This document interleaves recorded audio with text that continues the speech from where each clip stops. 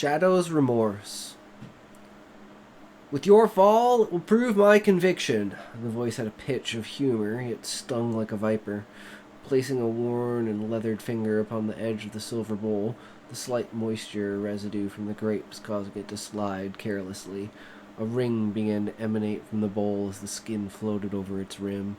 I do miss our old conversations. They were more productive than this.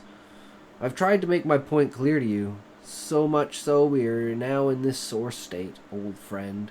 Skewer turned around as he grabbed a frozen grape from the bowl and threw it into his mouth. A sharp crunch broke out into an echo in the dimly lit cement room. A heavy metal door with large bolts locking across it loomed behind him. The single table and chair were all that was in the cramped space. 3 bowls sat on the table, 1 bronze. It contained salted popcorn, staled over its exposure. 1 silver, which contained an ice bath of frozen grapes. The last, a gold bowl, held smoked pork shanks, drooled in eggy mayonnaise, the stench of it not lost on Skewer, yet another took his attention. He looked across the table to the man sitting in the chair. I did warn you this would happen. Why do you never listen? Skewer slammed his hands down on the table. Frivolous effort. He stared at his reflection in the silver bowl. Blue and green eyes stared back at him. He turned around again, placing his hand on the door and looking towards the floor. Why do you always push me to the extreme? The PA system buzzed to life with a shrill beep. Then the muffled voice began. Today's exercise will involve your whole hand this time. Please place it inside the tube. His heterochromia eyes stared into the speaker as if it was a word of God. Yes, sir. A quick response before placing his fingers just inside the circular opening. He hesitated, but only for a moment. The anticipation was the worst part, he thought to himself. If only I knew how, I could prepare. I guess it would be pointless if I knew. The training is for the unexpected. He let out a grunt and winced as the seal closed around his arm, cutting into his skin. Fresh blood poured down his arm. The pain started slow, like a rash forming, itchy, then it stung. He began to scream in an attempt to wrench his arm from the contraption, but it held firm. Sweat began to form across his body as his heart began to beat in his ears. He felt the surge of adrenaline and steadied himself. He looked down at his hand. It was burnt black. Blisters popped and bled across it. He focused and tempered the pain, feeling the relief as his cells began to regenerate, healing his hand. I don't think I'll ever get over this, he said to himself as the seal opened and released him. Good job, son. Your country is proud of you. We have pushed your healing ability as far as we can in this scale. We will be moving to the final stage promptly. Instructions will be given at 13:30 hours. Meditate and prepare until then. Good luck, soldier. The space was about the size of an elevator, underneath an elevator to be precise. The experiment, to see if he could survive being crushed. So far, none of the tests had been to majorly crush his skull. The impact to his brain and the regeneration of it was unknown.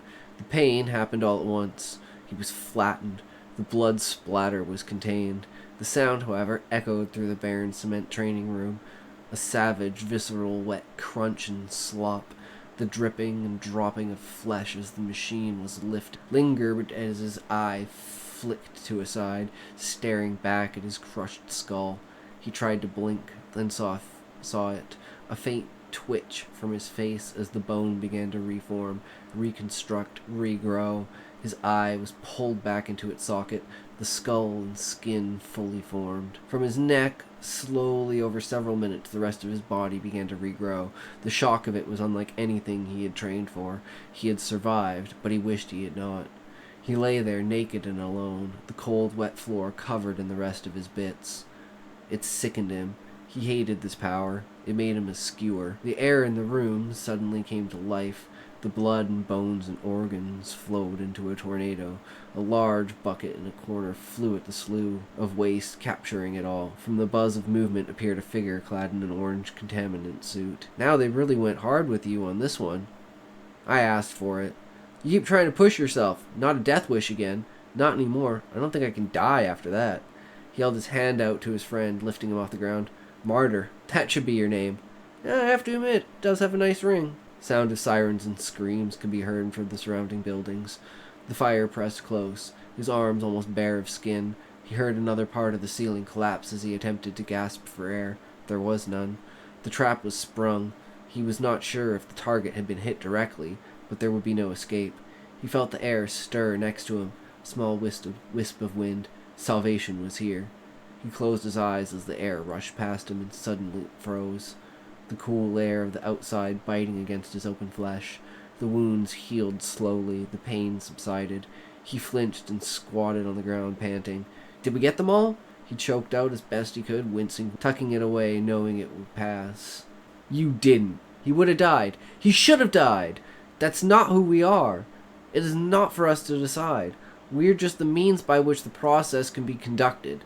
We take him in.